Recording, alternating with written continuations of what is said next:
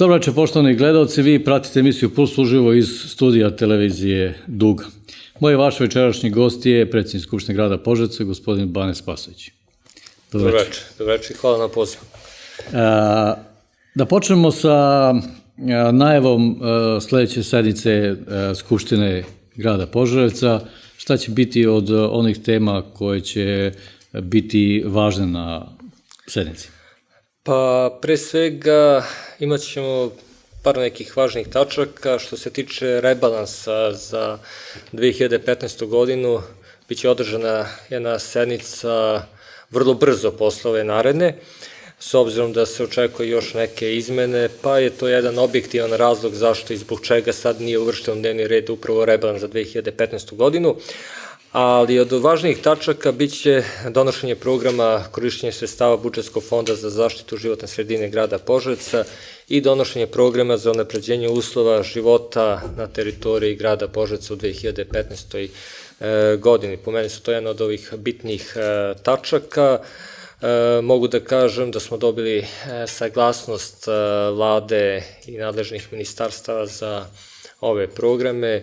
U pitanju je nekih 1.100 miliona dinara sredstava koji su predviđeni po ovim programima za investicije na teritoriji grada Požarevca. Naravno, jedan deo novca su i preneta sredstva, odnosno neutrošena sredstva iz prethodne 2014. godine i tu se očekuju velike investicije, posebno u delu izgradnje toplifikacione mreže, nekih iznosa oko 350 miliona dinara i veći iznos od toga jeste za direkciju za izgradnju grada Požarevca. Kad smo kod Skupštine, kakva je vaša saradnja sa odborničkim grupama u gradskom parlamentu? Bilo je određenih problema na koje su ukazali pojedini odbornici, a ticalo se rada pojedinih javnih preduzeća u gradu. Pa, ja mogu lično da kažem da sam vrlo zadovoljan sa saradnjom sa šefovima odborničkih grupa. Primetno da je na poslednje 2-3 sednice povećana ta aktivnost odbornika, da odbornici su sve više zainteresovani za rad lokalne samouprave, za probleme koji se dešavaju u lokalne samoupravi. I naravno, jedna grupa odbornika, moram da kažem i Srpske napredne stranke, je iznela i određeni broj primetbi na rad pojedinih naših javnih preduzeća i ukazala na eventualne sumnje u moguće afere prilikom izvođenja određenih investicija na teritoriji grada Požarevca. Bilo je konkretno reči o radu direkcije javnog preduzeća Ljubičevo i evo pre toga možda jedno pitanje kao uvod, pred nama je i izbor direktora javnog preduzeća Toplifikacije Ljubičevo.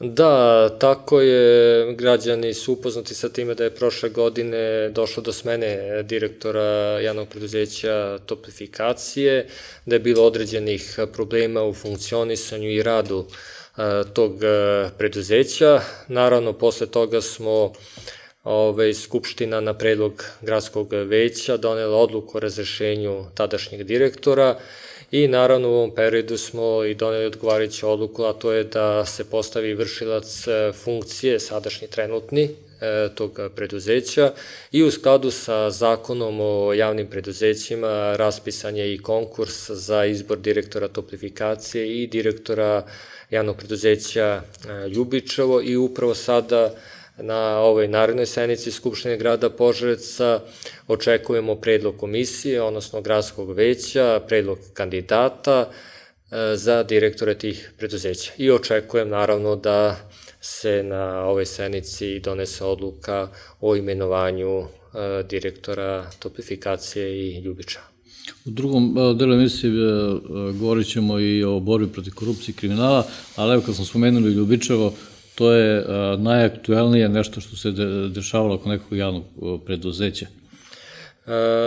Nažalost, javno preduzeće Ljubičevo nalazi se u velikim finansijskim problemima. Deo tih problema datira iz nešto dalje prošlosti, a jedan deo je i prouzrokovani da kažem, i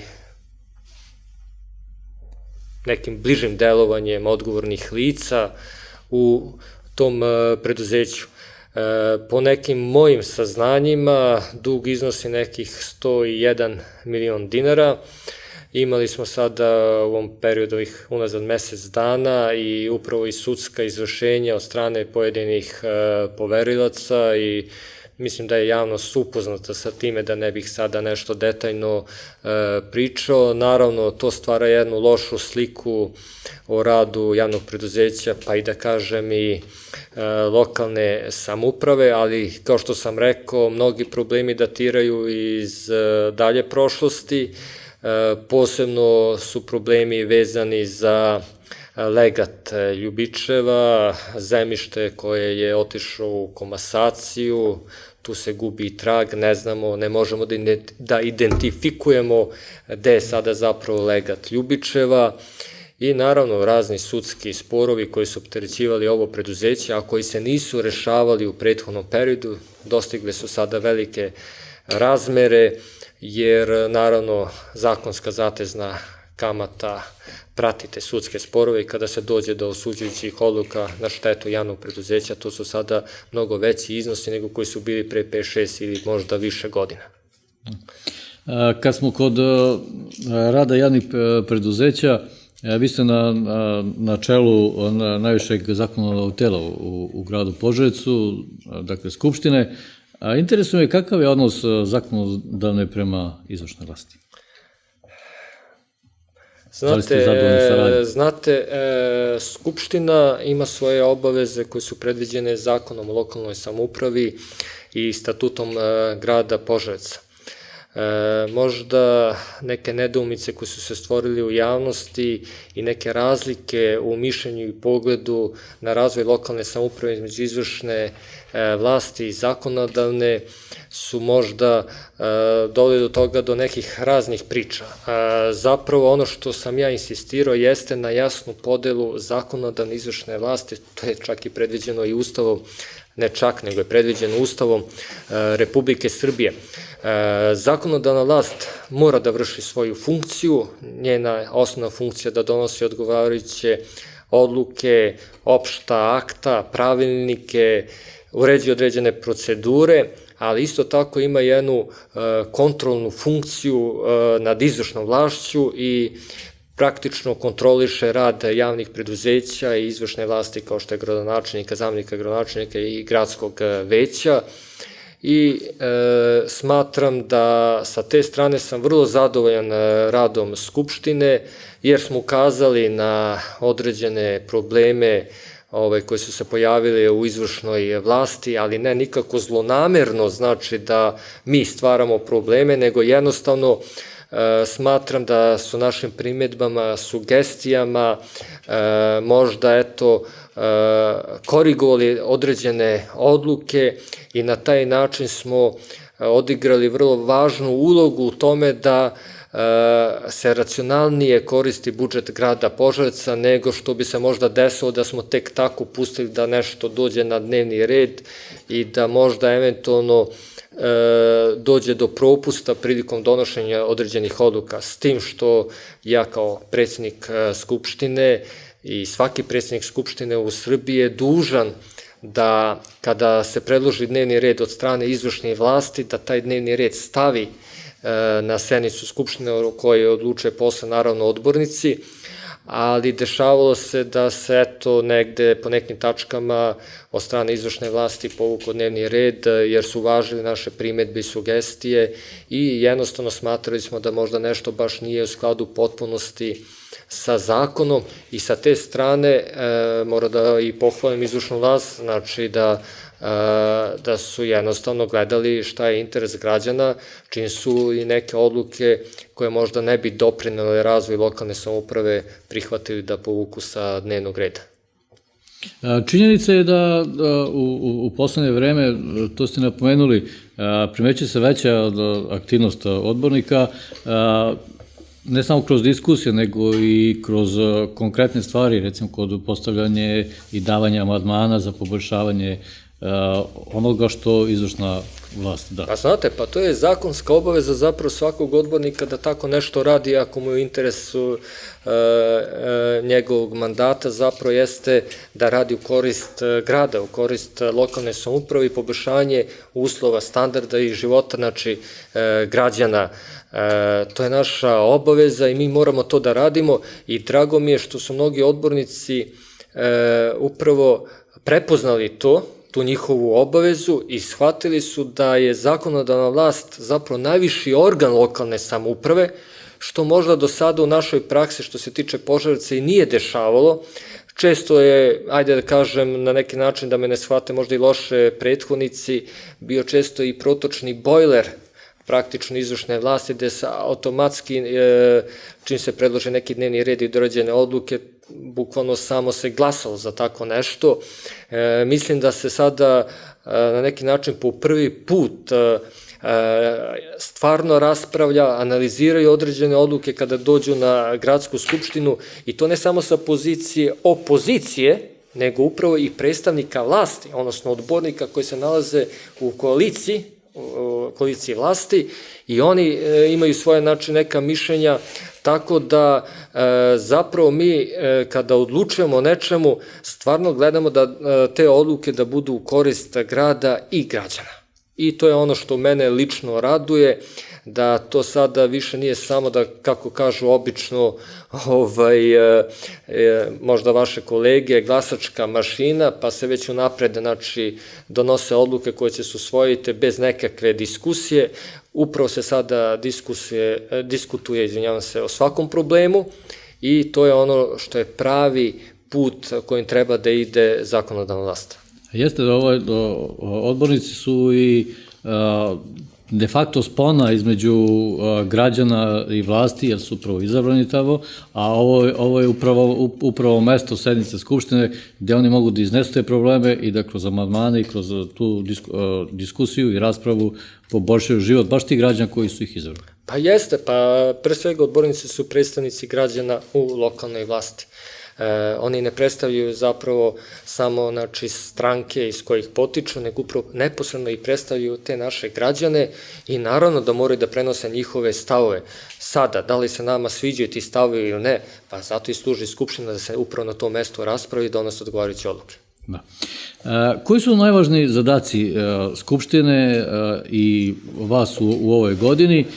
I očekuje se da odbornici, pričali smo o tome, raspravljaju i u ovoj godini prvo o rezultatima i izveštajima javnih preduzeća, a potom i o planovima koji imaju za ovu godinu. Pa znate, najvažniji akt koji se donosi jeste zapravo budžet grada i naravno eventualno rebalansi tog budžeta, jer je to zapravo plansko upravljanje budžetom, investicijama u razvoju grada i tu mora da bude ta čvršća veza između zakonodavne i izvršne vlasti, pa i ako treba i 10 puta da imamo rebalans, treba da imamo 10 puta rebalans, jer upravo na taj način usmeravamo investicije i da dođe do većeg stepena izvršenja tih istih investicija, jer smo u prethodnom periodu videli da taj procenat realizacije vrlo slab, ispod proseka možda republičkog, možda i nije, nemam nije tačno egzaktne podatke, ali to je način racionalnog upravljanja budžetom. Znači, budžet je najvažnija odluka što može da donese Skupština, a naravno ono što smo podigli na znatno viši nivo u odnosu na prethodne godine jeste upravo kontrola te izvršne vlasti, kao što sam već rekao, gradskog veća i tih javnih preduzeća.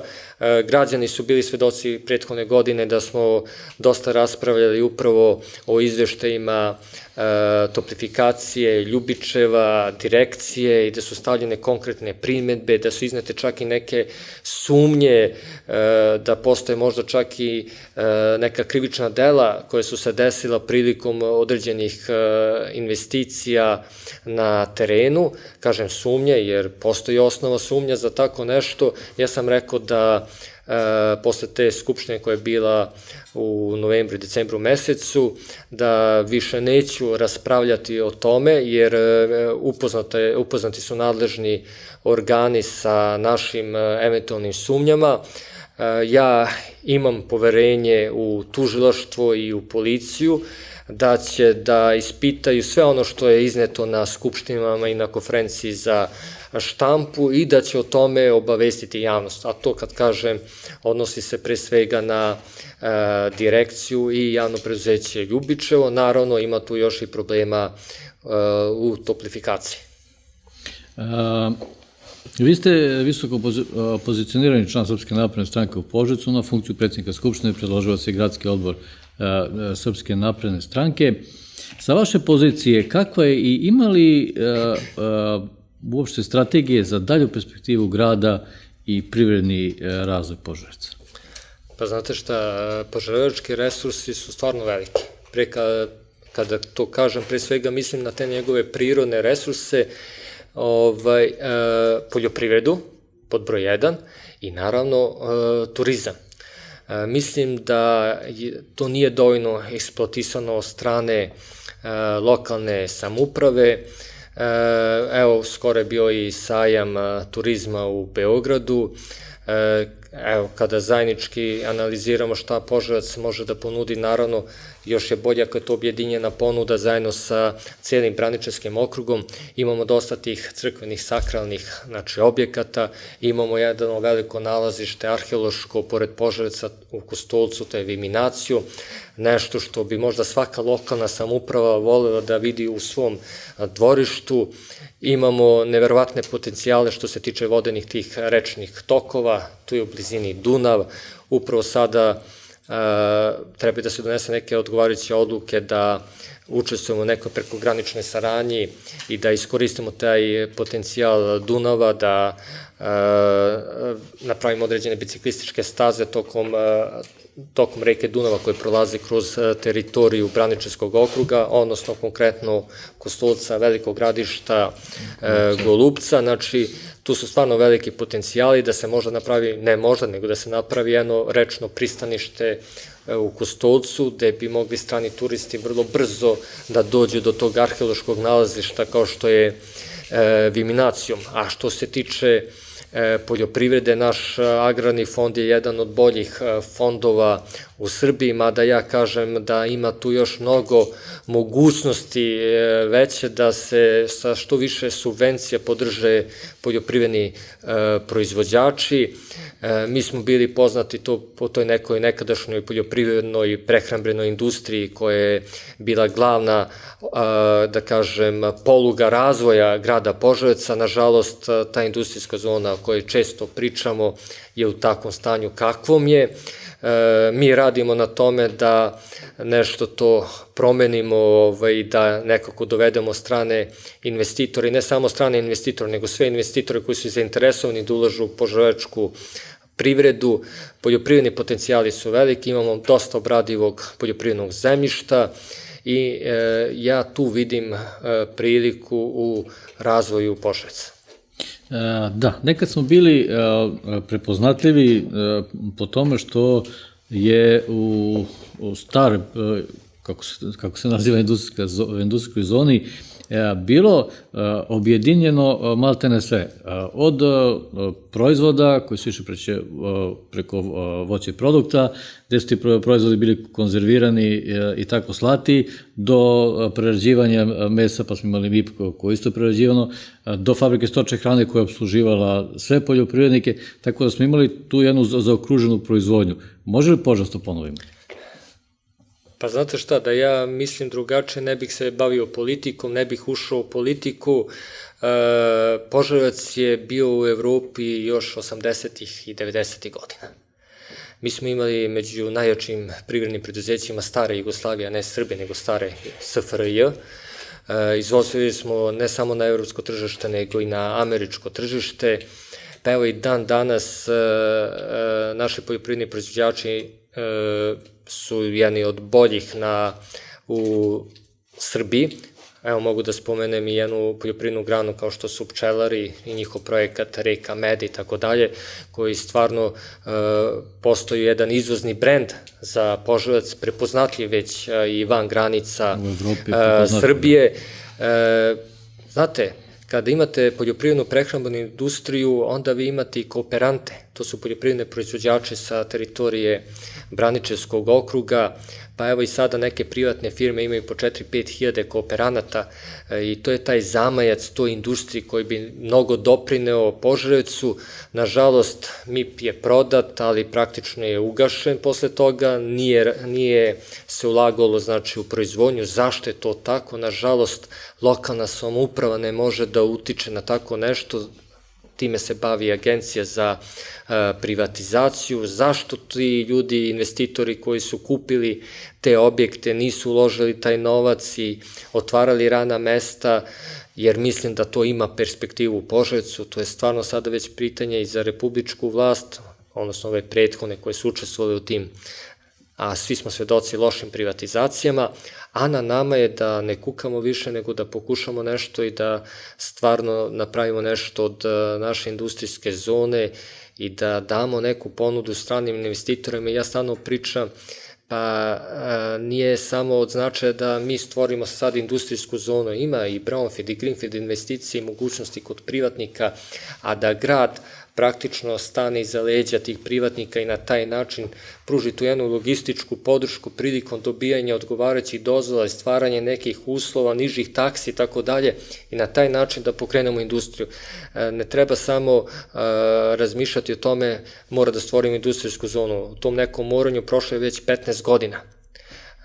Mi treba da gledamo šta sad već može da ponudimo i da damo razne olakšice na taj način da privučemo investitore.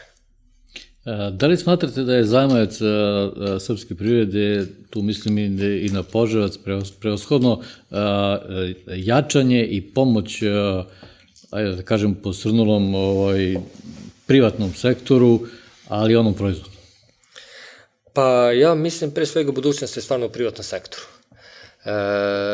Ja, ako bih se pitao lično, sav napor bih učinio upravo da razvijam taj privatni sektor i čak mislim da ne treba se više ni praviti ta razlika između državnog i privatnog sektora, jer se to sve više gubi. Imamo samo javna preduzeća koje su formirana na osnovu zakona o komunalnim delatnostima i bave se tim nekim komunalnim problemima, a inače sav akcenat treba upravo staviti na ta privatna preduzeća. Čak smatram da je ova naša saradnja sa Nacionalnom službom za zapošljavanje treba da ide u tom smeru da ljudi kojima se daje ta neka prva šansa, taj prvi neki posao, upravo da se usmere u taj privatni sektor i da tamo stiču upravo ta neka svoja prva rana iskustva i saznanja, a ne da svi prolaze kroz državni sektor, jer onda je posle teško te ljude prebaciti da rade u privatnom. Naprotiv, ja mislim da put treba biti obrnut, znači da eventualno ako mi dovodimo stručne kadrove koji su potrebni lokalnoj samoupravi, treba da tražimo kadrove koji su se dokazali upravo u privatnom sektoru, a ne obrnuto. Pred nama je početak i rad na jednoj od najvećih srpskih investicija, izgradnje nove termoelektrane u Drvnu, i to je velika razvojna privredna šansa ne samo Kostolca, nego Požarevca i celog regiona. Tu su i kineski partneri. Pa da, evo, kolike znači, to je i bio i sastanak pre 1-2 meseca kad su došli ministar Vulin i ministar Antić, upravo da bi dali podršku tom projektu i realizaciji izgradnje nove termoelektrane u Drvnu. To je stvarno velika razvojna šansa za Srbiju, a ne samo za Požarevac. Međutim, opet kažem da mi mora da poboljšamo naše organizacijske sposobnosti. Tad je dogovoreno da Privredna komora Požarevca da neku ponudu i da ih dovedemo u kontakt upravo sa tim kineskim investitorima, jer nažalost tad smo čuli neke, da kažem, frappantne činjenice da naši kineski partneri uopšte nemaju saradnju sa firmama i pravnim licima sa teritorije grada Požarevca. Znači, mi propuštamo jednu veliku šansu da snabdevamo te, da kažem, kineske radnike na teritoriji grada Požarevca i da na taj način ubiramo prihod. Tada je napravljena ta ideja da se upravo, znači, dovede u kontakt kineski investitori i znači privrednici iz Privredne komore Požarevca. Da napravimo znači jedan sastanak i na taj način da omogućimo tu jednu privrednu saradnju. Pa zapravo to jeste zadatak lokalne samouprave, ne da lokalna samouprava traži investitore, nego da omogući da se ti investitori nađu, da nađu zajednički jezik i da na taj način dođe do određene privredne saradnje. Kako je perspektiva opstanka mladih u Požarevcu? Mislim da je tu veliki spektar stavki koje treba uraditi od obrazovanja preko zapošljavanja do kulture i sporta i sva ova naša priča ne bi mogla da prođe ako mi ne zadržimo mlade u našem gradu. Pa plašim se da se mi ne razlikujemo mnogo drugih lokalnih samouprava koje upravo baš nisu uspešne upravo u tome da dovode određene investitore, da otvaraju nova radna mesta. Naravno, to je neka osnovica, kad imate ekonomski razvoj, onda ljudi se ne odlučuju da traže hleba na nekom drugom mestu, nego ostaće upravo u tom svom gradu koji im je to omogućio. Naravno, postoje tu i drugi određeni sadržaj, sportski, kulturni. Mislim da sa te strane grad odvaja određena značajna sredstva, da kažemo tu neku društvenu nadogradnju, kako se nekad zvalo, i da se pruža šansa mladima da se bave sportom i nekim drugim aktivnostima, da što manje, da neki način kažem, da budu na ulici, da se više druže određenim klubovima i da se posvete nekim određenim hobijima. Ali mislim da je pre svega najbitnije taj ekonomski aspekt, otvaranje novih radnih mesta, statistički gledano, Požarevac ima nekih 16 do 17% nezaposlenih prema broju stanovnika i mi smo, kad se tako gleda, nekom ispod proseka na republičkom nivou, međutim, mi stalno zaboravljamo da je zapravo tu taj privredni gigant termoelektrana Kostolac, ali ne možemo ni mi više da se oslanjamo na to privredno društvo, nego moramo da damo neku drugu ponudu i to je to što smo upravo malo pre pričali, da se razvije taj neki privatni sektor i na taj način da dođe do što većeg zapošljavanja mladih. Ja moram da kažem da, na primer, nekim kontaktima sa prethodnim ambasadorom Slovenije, on je pokazao ovako jedan stepen zainteresovanosti da dovede slovenačke investitore na teritoriju grada Požarevca i mi nismo odustali od te ideje i nadamo se da ćemo realizovati nešto da napravimo, ajde da kažem, nekim mini sastanak klubova slovenačkih privrednika u Srbiji i privrednika ovde na teritoriji grada Požarevca i da možda napravimo i neke kontakte i da uspostavimo neku uspešnu saradnju između slovenačkih i privrednika iz Požarevca. Da, ima osnova, da, to je, ako se ne varam, gospodin But. Da, gospodin Franz But, nažalost on više nije ambasador, očekujemo novog, ali mislim da ćemo nastaviti tu saradnju, imamo već neke kontakte. Dolazio je, da, i njegova ekscelencija Franz Hočevar je takođe dolazio, tako da dosta dobro radi i ovo udruženje Slovenačko-srpsko prijateljstva. Tako da postoji ta neka priča oko... Ako mogu da kažem, ja bih stvarno pohvalio to udruženje Slovenačko-srpskog prijateljstva iz Kostolca, odnosno iz Požarevca, jer je to upravo pravi način saradnje, jer Požarevac i Kostolac je sredina, višenacionalna sredina i upravo takva udruženja koja imaju svoju aktivnost, ne samo na tom nekom kulturnom, sportskom planu, nego može da dođe do neke određene privredne saradnje i mislim da i ako imamo neka druga takva udruženja, treba da ide upravo u tom pravcu, a da lokalna samouprava prepozna značaj takvih udruženja.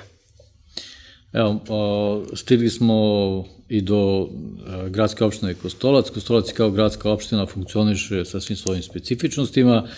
Kakva je saradnja sa Skupštinom u Kostolcu? Pa znate šta, mislim da je saradnja sasvim korektna, u Kostolcu je došlo do ponovo nekih, da kažem, promjena kadrovskih rešenja i u opštini Kostolac što se tiče izvršne vlasti i što se tiče zakonodavne. Mislim da oni imaju jasne planove i ciljeve i razvoja opštine Kostolac i drago mi je što je to jedna mlada ekipa, perspektivna i koja ima tu energiju da iznesete neke probleme i da nešto menja u svojoj opštini i nadam se da će ostvariti sve ono što su naumili u svojim planovima razvoja te gradske opštine. Vi ste na čelu rekli smo, najvišeg zakonodavnog tela u gradu Požarevcu. Skupština je vaša obaveza i dužnost da štitite zakon i sve donete odluke i druga akta u gradskom parlamentu moraju biti u skladu sa najvišim pravnim aktima. U više navrata govorili ste istupali javno u vezi otvorene borbe protiv kriminala i korupcije u našem gradu. Pa znate, to je jedan od najvećih problema ne samo u našem gradu, nego u celoj Republici. Vi ste videli da premijer vlade, gospodin Aleksandar Vučić, potencira već nekoliko godina upravo na borbi protiv korupcije i kriminala, pa od toga i zavisi čak i taj pozitivni rejting kod Evropske unije i samim tim shvatate koliki je to značaj. A naravno, ta korupcija izjeda tkivo našeg društva i meni su često postavljali to pitanje, pa dobro, jeste, treba se boriti protiv korupcije i kriminala, ali treba gledati i od čega se živi, da se treba otvoriti nova radna mesta i tako dalje. Ja sam rekao da je to jedna povezana borba, da je to jedna paralelna, da kažem, priča, jer ako mi ne ugušimo korupciju i kriminal u Požarevcu, u celoj Srbiji, pa znate, niko neće da dođe da ulaže svoj novac tamo gde je korumpirano društvo. Ja vrlo plastično kažem da ako neko ne prijavlja svoje sredstva u taj porez, znači ima sredstva u toj nekoj sivoj zoni, on ne plaća doprinose, ne plaća poreze, to ne ode u zdravstvene fondove. Ti zdravstveni fondovi onda nemaju novac da pošalju možda decu, ljude na lečenje i dođe do nekih neželjenih efekata i teških posledica. I ljudi to treba da znaju, da upravo zbog te korupcije, te sive zone, možda zbog utaje poreza, da se dešavaju tamo negde na kraju vrlo teške stvari. A svi znaju i čitaju novine šta se dešava sa decom, da nema sredstava za lečenje, da se sada prave posebni fondovi, da se ta deca upute upravo na lečenje, da se spašavaju njihovi životi. Pa, znate, kad bi svi plaćali porez i kad ne bi bilo te sive zone, mnoge stvari bi u našem društvu bile bolje. Zato ja uvek kažem da borba korupcije je osnov, temelj privrednog razvoja i Srbije, a i temelj razvoja grada Požarevca. Niko neće da dođe da investira u društvu gde nema, znači, vladavinu zakona i gde ne zna tačno kakvi su zakoni i kojim putem ide. Znači, mora da bude sve jasno postavljeno, transparentno, da bi neko došao da uloži određena sredstva. Kad smo kod ove teme, primetim da su neke vrednosti poremećene u društvu, da nažalost se to dešava i kod mladih, nekima su uzori baš ti ljudi iz kriminalnog miljeja, prestižno je parkiranje na trotoarima, pokazivanje statusnih simbola, skupocenih automobila. Postoji li konsenzus da se ovakve pojave i kriminala kao i korupcija spreče i stave u pravni i policijski okvir? Pa ja mislim da postoji ta odlučnost i na nivou Srbije, ali takva i odlučnost postoji i ovde, bar što se tiče Skupštine grada Požarevca. Inače, ja sam i predsjednik odbora za bezbednost grada Požarevca i moram da kažem da ćemo morati povećati u narednom periodu aktivnost na suzbijanju, da kažem, neželjenih društvenih pojava kao što su kriminal ili korupcija ili neke druge pojave, pa eto čak i bahatost u ponašanju, u saobraćaju i tako dalje i parkiranje na mestima gde ne treba. Naravno da ću sada tražiti da policija pojača tu svoju neku kontrolnu ulogu, preventivnu ulogu u gradu, jer definitivno da je primetno da u poslednje vreme dolazi do tog nekog porasta možda kriminala ili se barem takav utisak ostavlja, jer evo Požarevac je u nekih par meseci u vezi mnogih loših stvari i privrednog kriminala i nekih, ajde kažem, nekih drugih štetnih delovanja bio često na udarnim vestima i ne samo u Požarevcu nego i u Srbiji. Se vratim se malo i nekim vedrim temama. Bili ste nedavno, pričali smo o tome na 37. međunarodnom sajmu turizma, bila je uspešna prezentacija gradske turističke organizacije. Moje pitanje je da li turizam može postati profitabilan? Pa već smo nešto pričali na početku emisije upravo o tome, pa turizam i tekako može da bude profitabilan. Evo i sada, pre nekoliko dana je objavljeno da se očekuje negde 1.500.000.000 evra od turizma u ovoj 2015. godini. Treba samo gledati kako drugi gradovi rade, posmatrati Beograd, koliko ulaže znači u turizam. Naravno, mi ne možemo se uporediti sa Beogradom, ali imamo šta da ponudimo. Naravno, naša je slabost što se tiče Požarevca i možda uopšte Braničevskog okruga jeste ta infrastruktura, ta povezanost i dostupnost tih, da kažem, interesantnih turističkih mesta našim posetiocima, ali stvarno, kada razmišljamo o tome, imamo fenomenalne prirodne resurse, počevši, kao što sam već rekao, Golubac, Gradište, Srebrno jezero, pa ti svi ljudi moraju da prođu upravo kroz Požarevac, taj neki kongresni turizam isto može da bude interesantan, imamo značajne manifestacije, Ljubičevske konjičke igre, Ljubičevski višeboj koji je, da kažem, jedinstveni u svetu, imamo kulturne manifestacije, mislim da moramo što veći akcenat upravo stavimo na to da i marketinški to predstavimo, znači na nekom republičkom nivou i naravno samim tim kada imate takve jake manifestacije, treba razmišljati tom nekom hotelijerstvu, ponuditi smeštaj tim turistima. Mislim da Požarevac nema dovoljno tog smeštajnog kapaciteta, iako se skoro otvorio jedan hotel sa nekih 100 ležajeva, ali mislim da je to nedovoljno i da grad upravo treba sa privrednicima što više da razgovara i da na neki način da napravimo određena strateška i planska dokumenta za naredni period od 3 do 5 godine, ali opet kažem, bitna je infrastruktura i na taj način da učinimo dostupnim sva ta arheološka nalazišta, te prirodne naše resurse, prirodne lepote i te neke druge manifestacije. Govorili smo o Požarevcu, govorili smo o Kostolcu, da ne bude da zapostavljamo i naše sugrađane iz seoskih naselja. Vi ste u prilici da razgovarate kako sa šefovima odborničkih grupa, tako i sa samim odbornicima i iz seoskih sredina.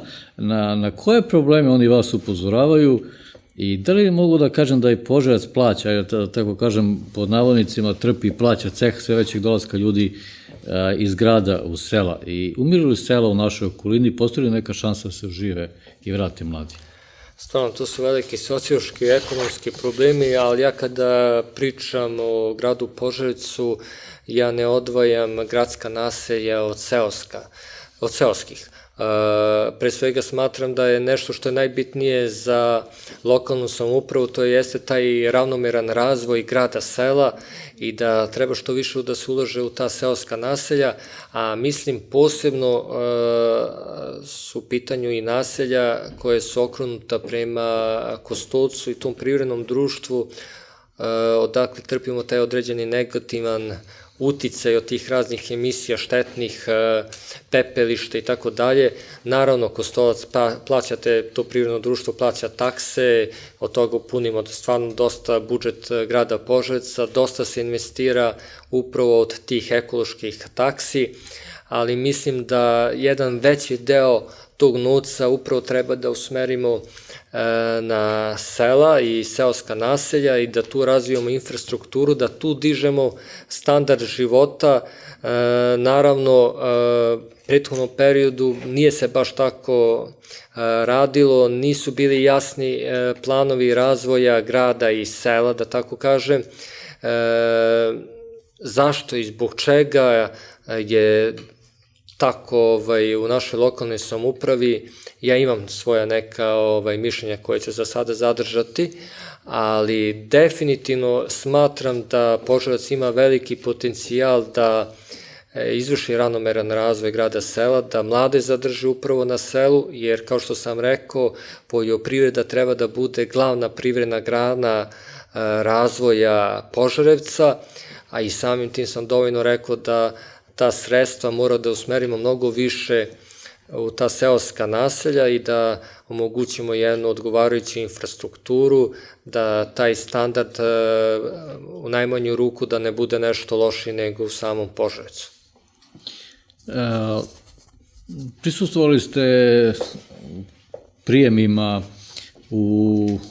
neki ste sami organizuju bili domaćini u svečanom salonu Skupštine, gde je Požarevac dobio mnoge i velike pohvale od, recimo, Sportskog saveza Srbije. Tu su i kulturna dešavanja, naša kulturno-umetnička društva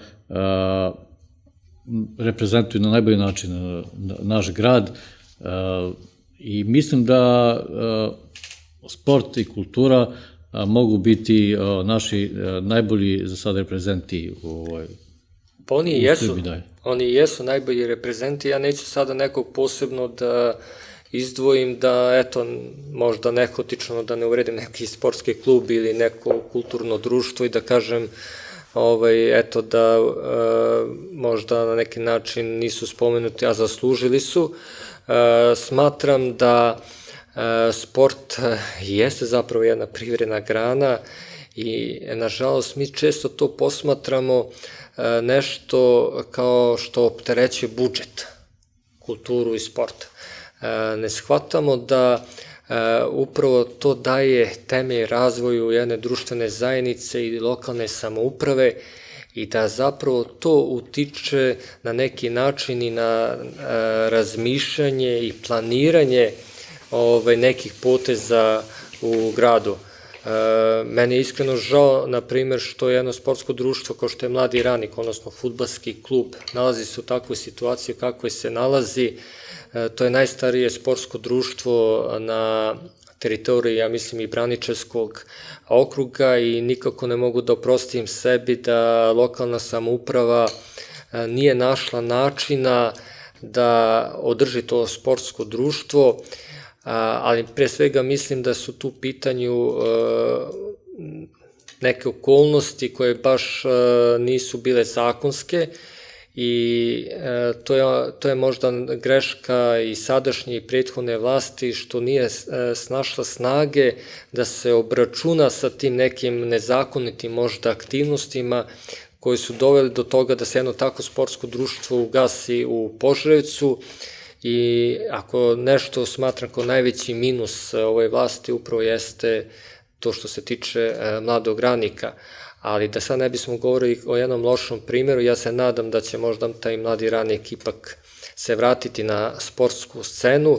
Stvarno imamo odlične klubove, imamo klubove koji igraju i u prvim ligama, posebno i ekipni sportovi, pa čak i individualni, kao stoni tenis i tako dalje, da ne nabrajam sada, i mislim da trebaju da imaju mnogo veću podršku od grada nego što imaju, ali takođe smatram da i, da kažem, privatni preduzetnici i pravna lica koja se nalaze na našoj teritoriji moraju da uzme mnogo većeg učešća u tom nekom životu, da preuzmu tu neku svoju društvenu odgovornost i da upravo takve klubove i podrže određene možda i kulturne manifestacije, sportske manifestacije, da budu sponzori. Evo ja ovim putem ih pozivam da podrže naše sportske klubove.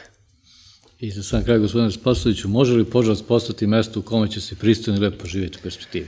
Pa sve ovo što smo pričali jeste upravo i cilj da Požarevac bude jedan moderan grad. Mislim da ima perspektivu, nalazi se stvarno na jednoj dobroj geografskoj poziciji, ima, kao što sam već više puta napomenuo, određene privredne i poljoprivredne resurse. Ono što smatram da je glavni problem Požarevca, ma kako čudno zvučalo, jesu kadrovi.